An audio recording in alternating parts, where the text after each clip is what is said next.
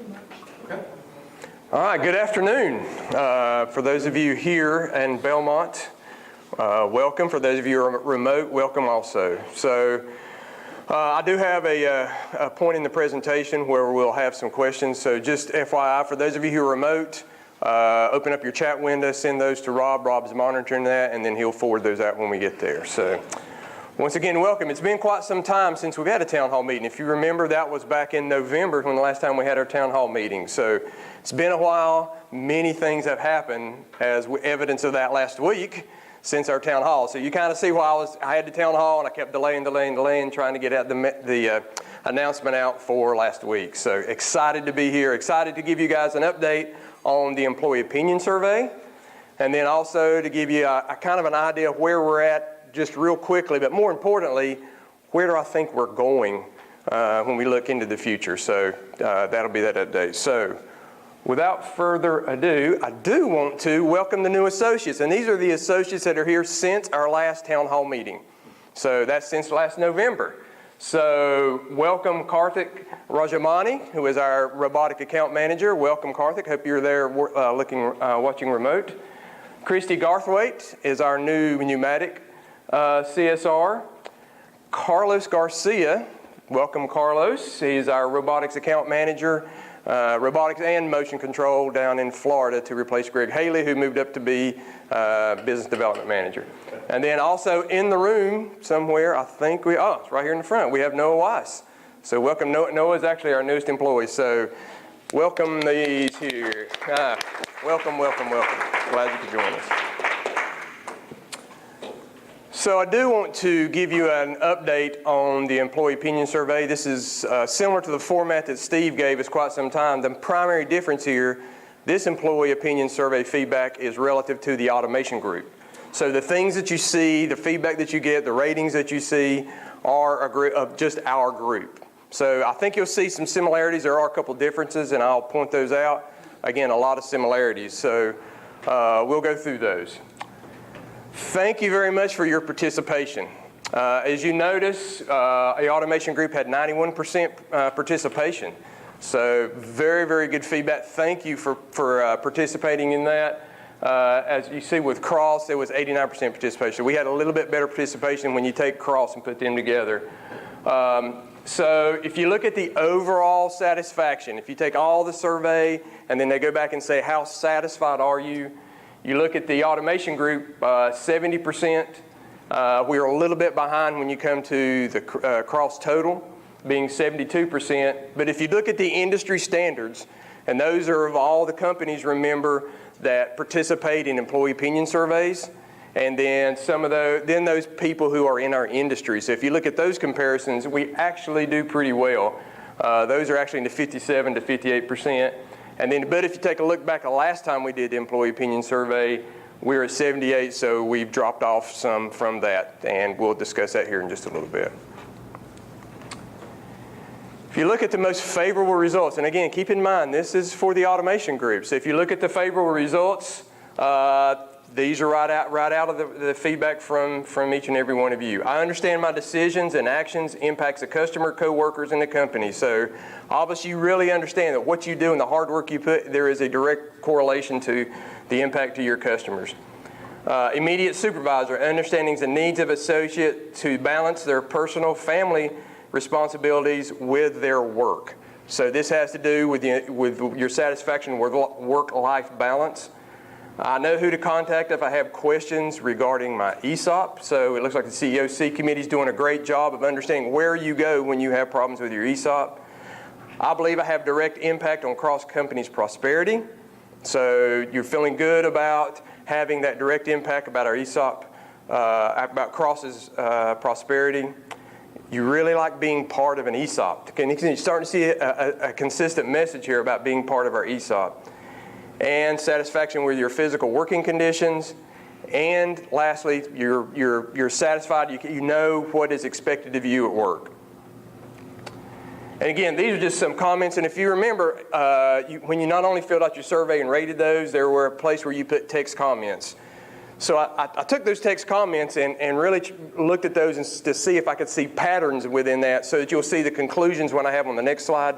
those kind of help me understand and substantiate whether whether I'm making the right conclusions or not.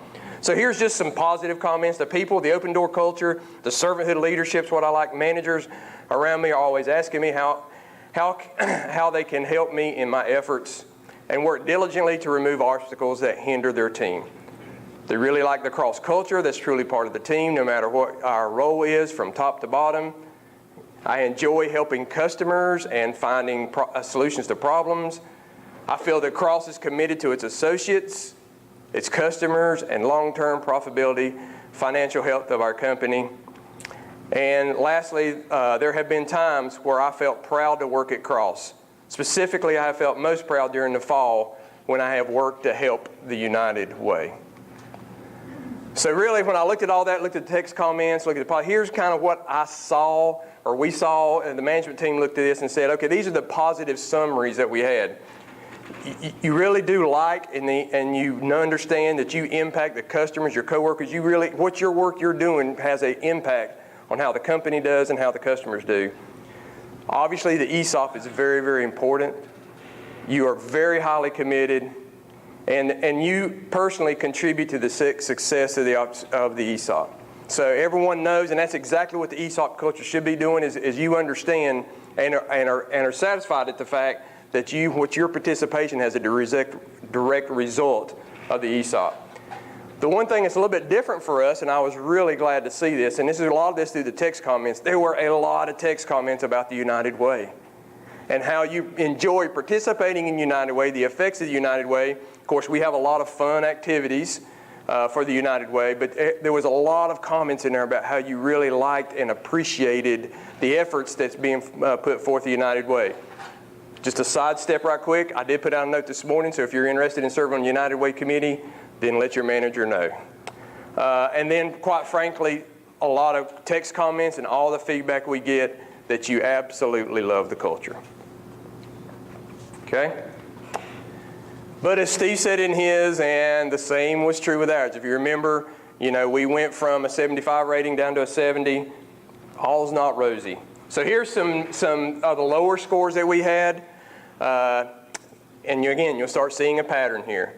How would you rate the bonus incentive program at Cross, recognizing associates whose performance exceed expectations? How satisfied are you with your pay /salary /compensation at Cross? Starting to see a pattern. The effectiveness of communications between departments. Again, starting to see a pattern. Business unit management, encouraging opportunities for career growth. So again, this has to do with recognition and moving forward in the company. Senior leadership, encouraging opportunities for career growth among associates. Satisfaction with the level of reward and recognition of the organization. And senior leadership clearly recognizing excellent performance by associates. So you can take a second, read this. It's pretty obvious that there's some patterns here. And then, of course, the text comments back those up. It was very clear within your feedback, some of the negative feedbacks that were, some of the less favorable feedbacks we got. Better information on the website that is inward-facing, utilizing one form of messaging across the company, better access to tools that provide information concerning company culture with a means of contact, having the business manager in the office more times than not. So this had to do more with communications. So obviously we're missing the mark a little bit when it comes to communications. The reduction in rewards from within the business units to corporate units to corporate-wide has allowed a great deal of work to go unrecognized. Again, a lot of comments that had to do with recognition. I wish there were more incentives during the year. Again, pay incentive. There needs to be more communication between the business units. And then lastly, the comment that I pulled out that I thought was relevant. I have noticed a clear absence of senior management in the AG group over the last 6 months. On top of that, there seems to be a clear directive to do more with less and thinning the group to cut cost. This has been left us understaffed and stretched thin. In spite of this, management seems to be okay with this. So this was a statement that is a little bit different than we got from Cross. in my opinion, and I'm going to address this just a little bit deeper in just a little bit. I don't want to leave this one undone. But you'll see in a little bit, this more has to do with communications than it does with anything. So again, I'm going to address this just a little bit deeper in just a little bit. And then, of course, there were just a few NetSuite comments. The system makes simple tasks more time-consuming, and it's difficult to provide the same level of service to customers.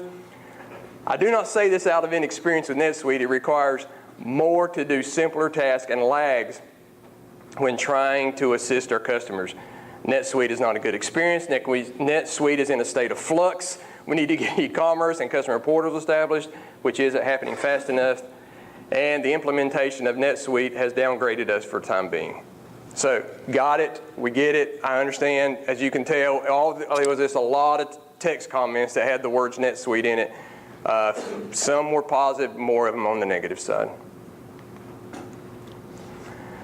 So, what I wanted to do really, and this is kind of what Steve had challenged us to do, the corporate management team to do, so I got with our managers here and said, okay, we hear you. That's what the purpose is. That's why we do this. We do understand that we sometimes as managers, we kind of get disconnected sometimes, and we need to hear your input. Not only do we need to hear your input, we need to act on that and at least give you good answers for your input. So really what we did was to take the input that we got and really break those down into 4 specific areas that I believe there was a clear message within this employee opinion survey, and then let you know this is what our plans are moving forward. So again, we'll take feedback on that. The first one has to do with compensation. There was obviously, that was rated very low. It's a corporate thing too. It's not just our group, but it was corporate too. So obviously you have some concern, and it has to do not only with salaries, but it has to do with the discretionary bonus opportunities too. So once again, the manager we're going to perform and communicate a compensation assessment for each job and meet with you to understand and address your concerns, and I want them to report back to me. So we have done in the past, we've done these job assessments and look and see how those compensation assessments are done relative to your jobs out in the marketplace. So again, we'll communicate that back to you, let you know what those are, and then I want you to, when you talk to your manager, surface those concerns back up specifically about that and let us know. We're going to start keeping a log of that. The good news is, as you guys know, we're doing fairly well this year. So we should see, if all continues to go like it's going, we should see some discretionary bonuses applied this year. I'm hoping. So the good news is this year's going to be a little bit different than years, but as long as we keep on the path that we've been doing. And there's this thing out there called spot bonuses. And quite frankly, we haven't been using those as much as we should have. So we'll start focusing more on when we see, not only for recognition, but for compensation. When we see and recognize and want to recognize people for a job well done, they will start implementing and using those spot bonuses a little bit more. Quite frankly, we just really haven't been doing that enough. Recognition, we recognize that this may be stemmed a little bit from Steve's note and the corporate management team's decision to do away with the corporate awards and elimination of annual awards. And really, we just say that we're just not doing a good job of recognizing each and one of you for your very hard work, for your very good work. We're just not doing that. So I've asked the managers, our managers, to take more time to say thank you, to say more time recognizing your efforts. As you notice, we're now doing the business unit managers have a segment within my monthly report, and they're taking opportunities to do that within there. So it's not only just saying thank you for a job well done. We do want to recognize that you're working very, very hard, and we're doing very well this year, and we want to recognize you for that. I want to let you know too that the CEOC committee, they are taking a look, and they're going to be meeting coming up, and they'll take a look and see what are maybe some creative and some new recognition ideas that they can bring back forward. So be looking for some things coming back out of that CEOC committee. And then last, this is a biggie. And I say it's a biggie here because, quite frankly, this is an area that I struggle in. Communications is just something I'm always on the go, I'm always on the move to stop and say, okay, I really have to take more time, and this is true of the business unit managers too. We really have to take more time, not only to communicate what's going on, but we've got to take more time to communicate why it's going on. Why are we doing what we're doing? Why are we separating into business units? Why are we doing what we're doing? We just have to take more time. So I stand here in front of you to say it's not one of my strengths. Communication is not. I will do better. So thank you for the feedback and letting us know that. So just a couple things. Again, we hear you. We get it. We're not communicating well enough. The management team is going to be working individually with you, not necessarily, and this is an effort to communicate, but I want to understand when you say communicate with us more, what do you mean by that? Are you wanting managers to call you once a week and talk with you, update on communications? Are you needing more feedback from the corporate management team? Or are you needing more detail in the monthly report? What help me understand and help the manager, help us understand what do you mean when you say we won't hear more communications? Help us understand what that means. So your manager should be asking you, will be asking you coming up, help me understand what this communication means. What do you need? When you say that, help me understand so that we can respond to that in the way that you want to be responded to. And then last but not least, NetSuite. As you know, I still believe NetSuite was the right choice. I've worked with a lot of companies and a lot of our customers who have been through ERP upgrades, and invariably it rocks their world every time. Our largest customer went through one, and it shut them down for 6 months. 6 months it shut them down. So this is what you're experiencing. I know it doesn't help to say this, to say, okay, it's part of it. We understand we're working very hard to get over that. But honestly, a lot of this is part of experiencing a ERP upgrade. So just to say, it will get better. What I've asked to do is to continue focus. I've asked the Team Fusion to really continue focus on your business, on your business, what you do on a daily task to get that working before we start optimizing. Before we do this, we really need to make sure that we're focused on getting the speed up, the time it's taken to enter orders, the time it's taken to get pricing, the things, especially on the CSR level, what it's taken to do that, because I understand it has really been a major task sometimes to enter large orders, to get pricing and so on. So really to focus on that. Team Fusion, if you already noticed, they're coming here quite a bit to get face to face in front of you. That's part of the effort to improve the communications, is not only to send out an update over email, but to come here to listen, to hear your experiences and help to respond to those. So that's part of the, not only for NetSuite, but part of the feedback for communications. And then all I ask is continue to give feedback. Use your feedback forms that you can, but come to the meetings. If Team Fusion is here, if they're here to present, be ready to give them and be genuine about the challenges that you're facing. Please never accept some inadequacies of the NetSuite. Never say, well, that's just the way the system is. Don't accept that. Make sure you bring that up forward and keep pushing forward. Keep pushing forward. So in closing, just understand, we appreciate and welcome your feedback always, period. Whether there is an employee opinion survey or not, we appreciate it. We do appreciate your 91% of you participating in this. We do take it very seriously, and we'll act on those areas that are needing improvement where we can. Just keep in mind, we may not be able to satisfy everybody's needs. We may not be able to satisfy all of your concerns, but we'll do. And I'm talking about Automation Group. Me and the management team will do everything we can to address those. And again, if we've missed anything, then please let us know. Okay, anything on, I'll pause for just a second. Any questions on the employee opinion survey? That was a lot to throw at you. Okay, well, this is not the last you'll hear about it. We'll continue to talk about this, and we'll continue to give you feedback. I have one slide that's going to give about our financials. This is relevant to the end of July. As you know, financials haven't come out yet. Our month just ended. This is the first day of the new month. So I don't have financials yet. So this is relevant through July. So I have one slide here. So, who can tell me in the room, who can tell me, just pull something out of here, something, you look at the numbers, look at the comparisons, what can you assume, what can you determine from these numbers? Woohoo! Yeah! That's the first one. That's what Dale said. Dale said, it looks positive. Yeah, it looks positive. Yeah, we're doing great right now. What else can you tell from this? Kind of look at some of the comparisons. Expenses are down.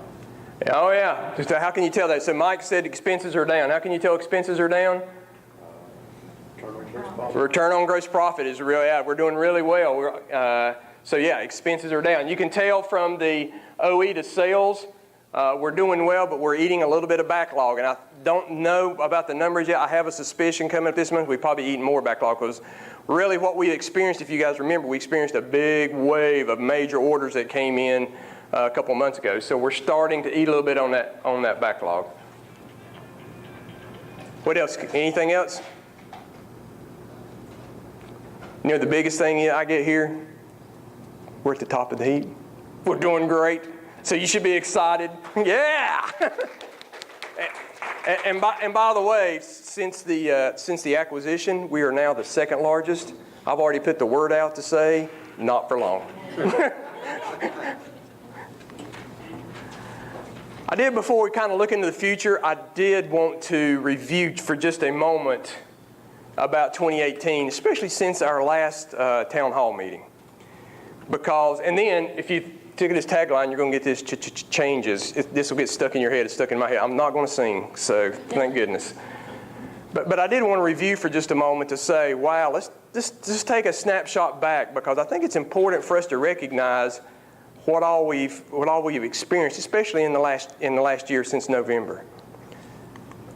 If you remember, right at the end of 2017, starting into 2018, we had all the account managers come in and we did this big analysis of our customers. And we really wanted to segment those and really to in an effort to make sure that we are assigning accounts to account managers where they can really drive the value.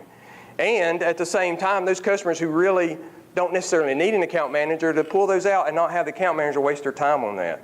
So it was really the beginning step of customer segmentation. And if you remember, that was a pretty big exercise to do that. So, we analyzed about 525 of those accounts. 194 of those we took from being assigned to an account manager to being assigned, and this would be called house, but I think this is more of a CSR assigned account, because that's kind of how we're treating that. Sometimes house can be kind of like you're pushed off to the side, but this is not to push any customer off to the side. This is first of all, the first recognition to say, these are the customers who really want to be and should be served just a little bit differently. They don't really want to see an account. They don't really need an account manager to call on them. But they're very important because they buy a lot of stuff from us. So that was our first step to say, okay, let's start pushing those, let's start serving those customers the way they want to be served. So basically, again, we took those 194 accounts and moved those to CSR assigned, or again, what we used to call those is house accounts. The other thing we did, and this had to do more with the Motion business unit, when we did that and we rearranged our businesses, we assigned the accounts that were relevant to an AM's strengths and what their skill set was.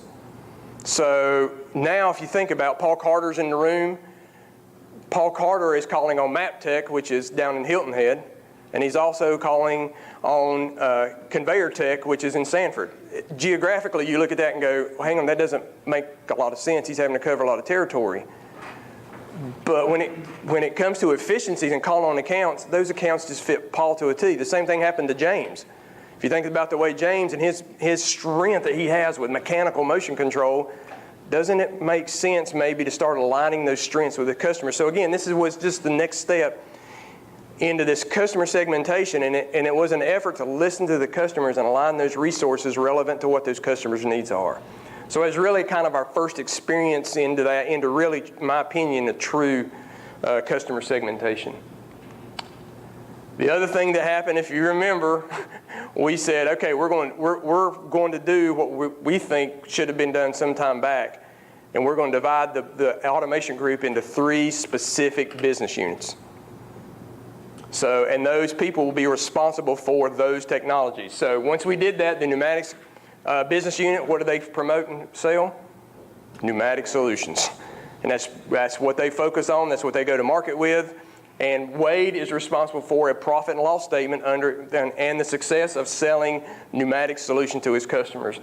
Same thing with the motion group with Brandon, and then also with Andy with the robotics group, all the robotics group flowing up under there. So that was a pretty big change because we'd had this blended workforce before, but then we've changed, and now we're starting to settle into these 3 different business units. In addition, you saw the note with Greg Haley, and I'll talk a little bit more about this in a little bit, but his move to take it to business development for us to take a real serious approach about new business development.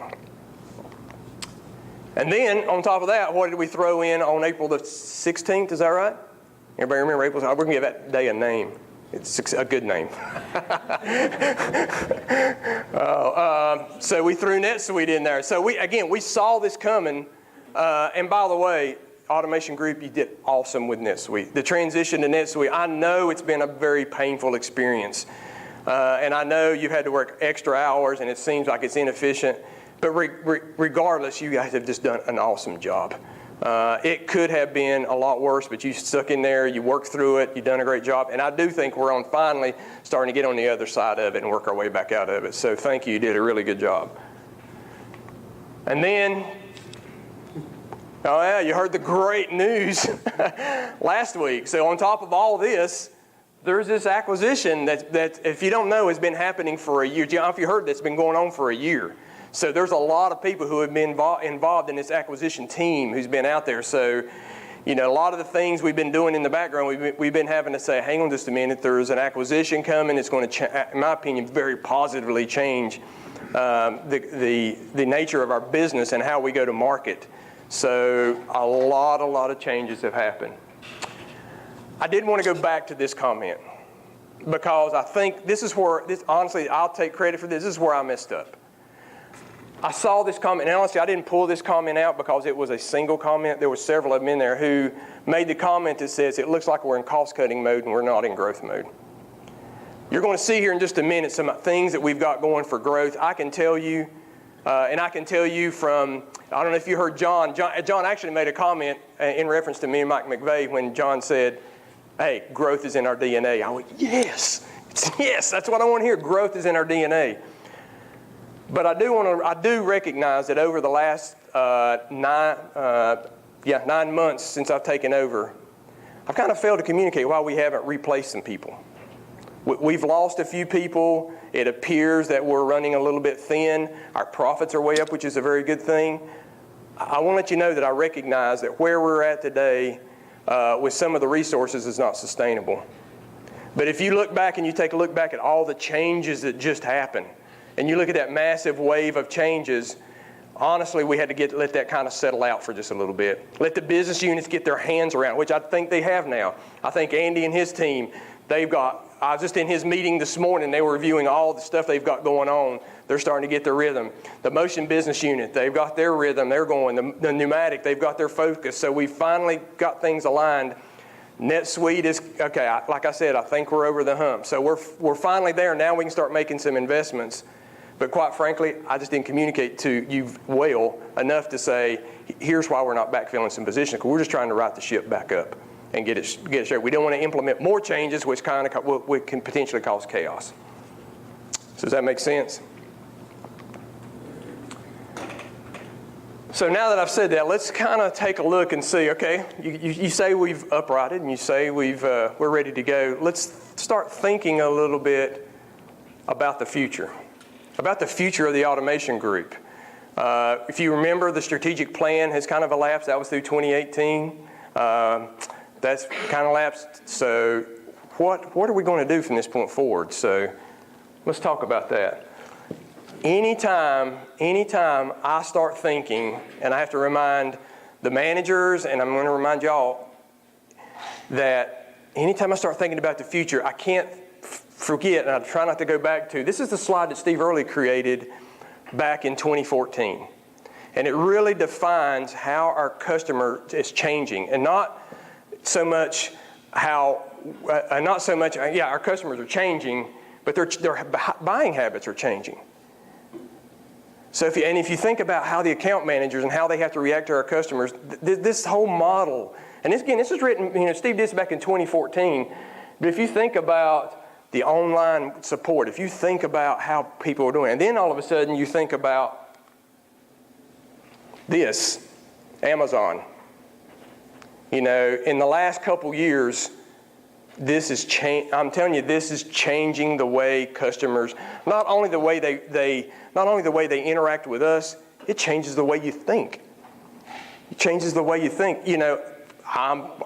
That's my first thought. When I need something, normally what I do, I go to Amazon, check, I use my Amazon Prime account, I do it, boom, I get it, and it's done. So the buying habits of our customers are changing very, very quickly. And our ability to differentiate ourselves in the future is going to become more and more difficult, primarily because of the Amazon. Amazon is a force to be reckoned with. They're getting into our industrial world very, very quickly. So it is a force to be reckoned with. But it's not only that, the buying habits of our customers are changing, and as the millennials come into the workplace and Generation Z comes into the workspace, it's going to be changing expectations. The change is going to be coming quick. So we have to be thinking about forward thinking. How are we going to serve those customers that this whole buying habit's beginning to change? So and as you kind of think about this, your head starts swirling, thinking, wow, how are we going to be competitive against the buying habits of our customers? How are we going to be competitive against a force such as Amazon? So I think, and I read this and I really believe, for now, I think it's more important for us to focus on a few things than it is for us to come up and let's make a 17-page document of what we're going to do. Let's just pause for just a second. And let's really, really focus on what I believe and what we believe and the management team believes is important for the automation group. So you might can imagine, what's the first one? Value add. We have to start moving ourselves away from this commodity product, because honestly, we can't compete there. Is that a very good, big portion of our business? Frankly, today it's probably 80 to 90% of our business. So it's a very, very important.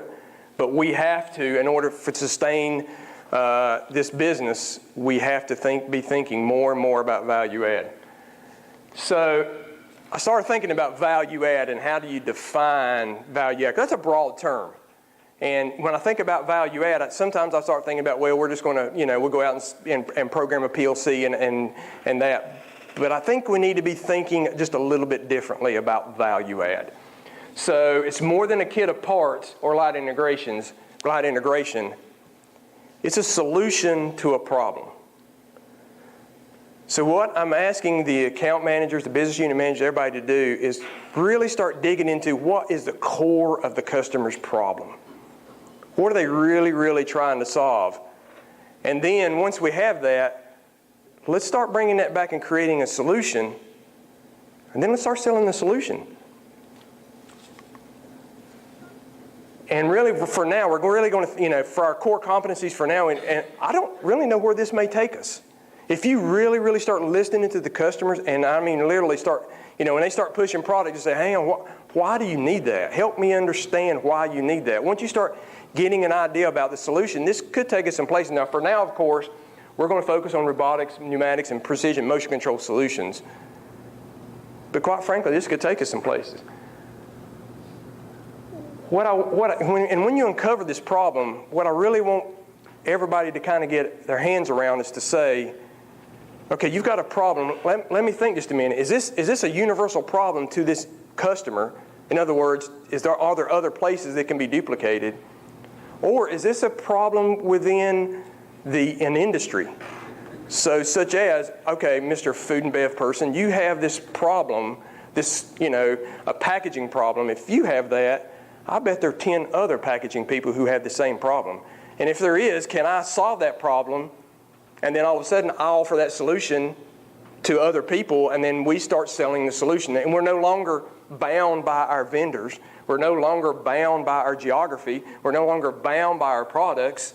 We have a solution out in the marketplace. I'll give you an example. This may not be the best example. I think it's a good example, but this is one that just came up last week that Brandon brought to me. So a customer came to Kevin Goff, who said he was needing to do dancer arm. Now, this is not a ballet dancer, that kind of dancer arm. A dancer arm is a device used to help regulate the tension when you've got a payoff and a take-up on a reel, and you need to regulate the tension very, very closely. So they came to Kevin and said, wow, I have this issue going on where I need to do very tight control. The tension on the take-up needs to be very, very precise. So he came to us, and his initial idea was, maybe I could use a couple actuators with a servo motor on there because I can regulate it very, very, and control it very, very tightly. So normally, we would have taken a look at that and said, okay, he needs a couple Intex slides, you need a Parker actuator, and we'll control that. Since it's a Parker solution, we'll control that with Parker P drive and an ACR. Whatever. We'd have put that package together, we'd have kitted that and sent it to him. And we'd all celebrate and say, wow, this is great. But I think on this situation, we need to pause for just a second and say, hang on just a second. Is this a universal problem? If he's having this problem, are there other people out there who have the same problem? This customer just happened to be in the lottery ticket business.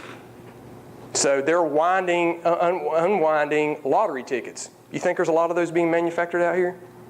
Yeah, maybe so. So again, I don't know the answer. I'm just finding this new, but I think this is one of those situations when you hang on just a second. This is probably a universal problem. So what if we, the automation group, said, hang on a second, we're going to develop very precision dancer arm control. And it will include a package solution that is an actuator, that is a servo feedback device, and maybe even an HMI for setting that up. We take that value add device and we now start selling that device, that system. Does that make sense?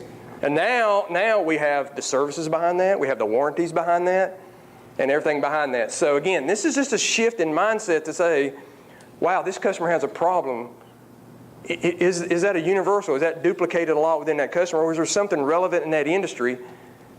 And if so, can we begin to produce a product? Can we begin to produce a solution for that? And by the way, we have some great marketing power to be able to put that over the web or in Shopcross. So again, as we start transitioning value add, that's kind of the mindset I want us to start with. And who knows what will come out of that. This is one thing that's very, very clear when it comes to value add. Quite frankly, if we don't do this, I think that the long-term success of the automation group is not good. And in the power of Amazon coming at us, I think it's probably sooner than later. So we have to make this transition to start offering more and more value add. This is how serious I am about the value add. You may be thinking, oh my gosh, we're going to figure out how to get this done. I'm so serious about this that when an account manager, or I don't even mean account manager, if anybody within this organization comes up with a value add idea, we're going to surface it, and they can't come back with a no until it's ran through me. Okay? That's how serious I am about this value add. So I'm looking to make sure that we seriously consider every single one. And again, if we come back and say, no, we're not going to go there, then that can't be done unless that's run through me. Because again, that's how serious I am about the value add. So it's just very, very important. Focusing on a few things, marketing, you're going to see a ramped up activity. If you remember during the acquisition, we got a new VP of marketing starting, and I've just been hearing stellar feedback on Tori. So she'll be in here. We're having a management meeting toward the end of this week. She'll be here. We'll get to meet her for the first time. But regardless, it is going to be a focus. If you think about the value add, where are you going to start seeing on marketing on our website? Where are you going to start seeing?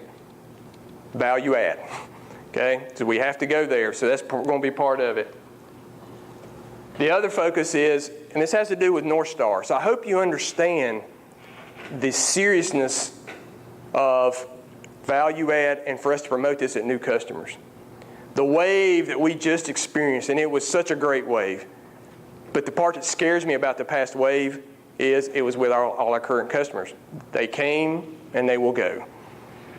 We have to get serious about new business development. So all the North Star Initiative, it really has to do, it is a growth plan for us to look at how the customers are buying and make sure we respond to that initially, and then also to help us figure out how are we going to uncover these new accounts? How are we going to dig out? Because quite frankly, we don't run into our competitors very much at all. And we don't run it. We have an account manager in this area who sells $1.2 million worth of Yaskawa Motion, and I don't know where he sells it at. And he's a local guy. So we have got to figure out this new business development. We've got to figure out how to do that and penetrate that more. E-commerce. You've been hearing a lot about e-commerce. And I want to help you define how I see e-commerce and kind of the definition. This does have to do with Shopcross. And I think, as you know, Amazon.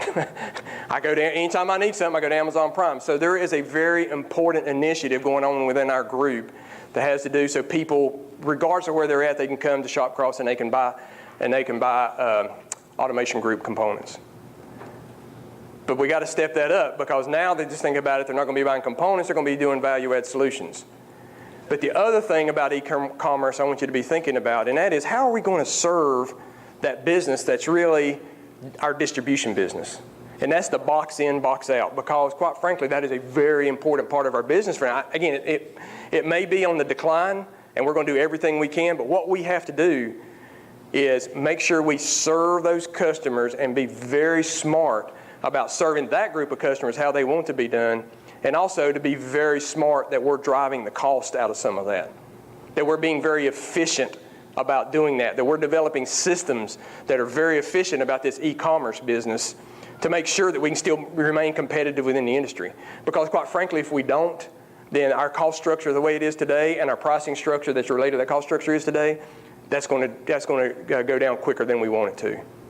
So there has to be a really real push about being smart in that e-commerce business. And that e-commerce business has to do Shopcross, it has to do with our customer portals, because eventually our customers will be going to a service center where they can place their own order. We're not going to force anybody there, but that's how a lot of our customers want to be served. So again, we just got to be very smart about this. So you're going to start seeing a lot more and more and more about e-commerce and more about how we're going to service that segment of our business more effectively and more cost effective so that we can stay in that business and we can be more profitable in that business long term. And then the last thing I have here is the voice of the customer. I think normally I sit down with Paul Carter quite a bit and talk about strategy, and Paul invariably says, have you listened to the customer? and he's right. I think we've got to be really, really smart that we don't, especially when we talk about customer segmentation, when we talk about customer service center, that we don't force somebody there because that's where we think they should go. That we listen to that customer and understand their needs and we take them there. And they're a willing force to go there with us. I do believe there is a big set of those customers who want to be served in a way that they can self-serve. They can go to the self-service center. But we need to listen to the customer. I think there are times when we have value-add solutions that we think the customer needs, but we need to make sure we do that. So we've already done one process. We did a customer survey. We're going to continue to do those. But I just want to stress the importance of making sure that you're asking questions and you record those in NetSuite. Because that way we've got recorded information. When you have those critical conversations with customers, record that conversation as an event in NetSuite, because then we can start looking and determining and looking at patterns to make sure that we are listening to those customers. Because I don't want us to head us down a path to where we're going down a path and we're forcing the customer to fit our model. We have to listen to the customer to make sure we're doing systems and we're doing solutions that enable them to do business the way they want to be served.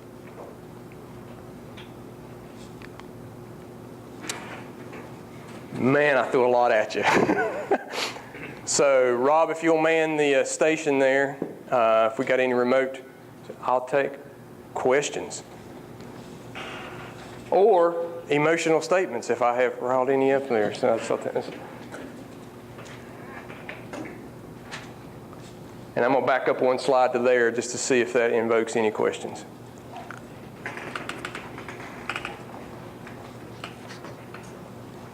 Anything at all?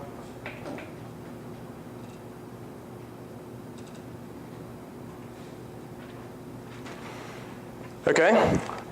Before we close, I do have one thing I want to share in closing. This is something that I've been working on for quite some time.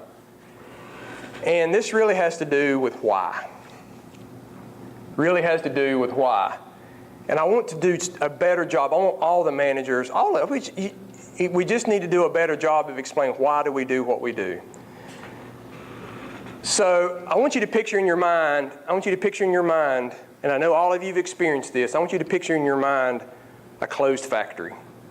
A factory that maybe one of your relatives worked at, a factory that maybe your friend worked at, a factory that you drive by every day, which is not hard for you people in Belmont because we drive by the old Parkdale Yarns building, we drive by all those. So just, if you don't mind, just picture in your mind that dilapidated, closed down. I just had, last week, I had 700 employees are getting laid off in Caldwell County because Henry Don, the Broyhill industry, filed bankruptcy. So again, be thinking about those. I want to tell you, when I first took over as the president of Cross Robotics and Machine Automation, I really began to think why. And it really wasn't, okay, it wasn't why did you take the president's role. It was why do I get stuck? Why do I get energized? Why does this company, why does the automation group really energize me? And why do I really strive that I want us to be the absolute best in collaborative industrial robots? Why do I want us to be the best in motion control? Why do I want us to really, I just get passionate about us being the best pneumatic solution provider that we can. And initially when I started thinking about this, because I am such a proponent of Cross and I really, just like you do, I really love the ESOP culture. I'm all about increasing that. My first thought was, well, that's what energizes me. When I go to a customer and I get to interact with the customer and I know they're struggling with something, I want to give them a solution, because once I give them a solution, that raises our ESOP value, which again helps us. I don't really think that, I think that's a result of what we do. I don't think that's what really, as much as I hate to say it, that's not really what energized me. So I begin to think, and I begin to think, I think it really revolves around our servanthood leadership that we have here. And the why I do is because I really get charged off of helping our customers, about helping people who call in. You see, I do believe the people that we are helping is in manufacturing, and I do believe that manufacturing is the backbone of our economy. Agree? And I believe if you look in history, the countries and that are successful at developing an economy that's based on manufacturing are successful. And the ones who don't are not. I also think you'll agree that most of the companies who are successful with manufacturing are those companies who are very aggressive and successful at innovating and automating. Take a look here. These are actual pictures of companies, in my opinion, who failed to innovate and automate, and this is the result. The picture on the bottom right is a picture of Hamry Furniture, which is about 3 miles from my house. Huge facility, and it's one of many. And again, I just got word last week that another big section is filing bankruptcy. I've been in that industry, and I saw them fighting the fight of not wanting to automate and innovate. This is what happens. And in my opinion, this is what we cannot allow to happen. Because I do believe that manufacturing, I believe that manufacturing is the backbone of the United States. And I believe that only those companies who innovate and automate. So I believe our most successful customers are those who really believe, and they agree with what I'm thinking, I hope you're thinking, that in order for them to be successful, they have to innovate and they have to automate. And those are the people that we hook up with. So I want to encourage all of y'all, when you get a phone call and you're a customer with a problem, that's a customer who I guarantee you is saying, I need to innovate and I need to automate, or I'm not going to make it. A, I'm going to either have to move it offshore, or B, I cannot find the help. I can't do it. So regardless of what your job is, that's what you're doing. When they call into the CSR desk, and that's what they're calling for, you have an opportunity. When that happens, you have an opportunity to help that customer stay profitable. You have an opportunity to help that customer stay in the Southeast and stay in the United States. And in my opinion, this may sound big, but in doing that, you have actually helped out our economy. Because again, I believe that the backbone of our economy is manufacturing. The only way people stay here is if they innovate and automate. And the best way for them to innovate and automate is to call us, because we believe when they come to us, when it comes to collaborative robots, industrial robots, when it comes to pneumatic, when it comes to precision motion control, there's nobody better. And those are the technologies that we believe help people innovate and automate. So I just want you to feel that's just why, in my opinion, this is why I exist. This is why I get charged. This is why I get excited when somebody calls and I go out here and I see an opportunity. This is why I get excited to say, okay, we're not only helping this customer, we're helping them, we're helping the manufacturing economy, which helps our economy and which keeps them in the Southeast. So I just encourage you to do the same. Thoughts, comments? I have one. Sherry. You should put that on our website. I'm working on that. I'm working, thank you. I do plan on, I've been thinking, this all resulted from a TED Talk that Brandon sent me on why. So I've been working on this, so I will put that. I do plan on it. I kind of building it, because this is genuine. This is genuine, and I really do believe that we should get excited when customers call in here. We should really be pumped, because again, it's a bigger thing here. It's a bigger thing here. So thank you, Sherry. Yeah, we will be posting it. I've got Andrew, and I'll share a little bit. Andrew's in the work of doing a video talk on this, so we'll have that pretty soon. Questions, comments? I have time for, got 4 minutes. I got time for 4 questions. Anything at all? Nothing on the chat? All right. Thank y'all. I'm getting ready to go enjoy some peace and harmony myself. That was a commercial plug, wasn't it? Thank y'all. Thank you.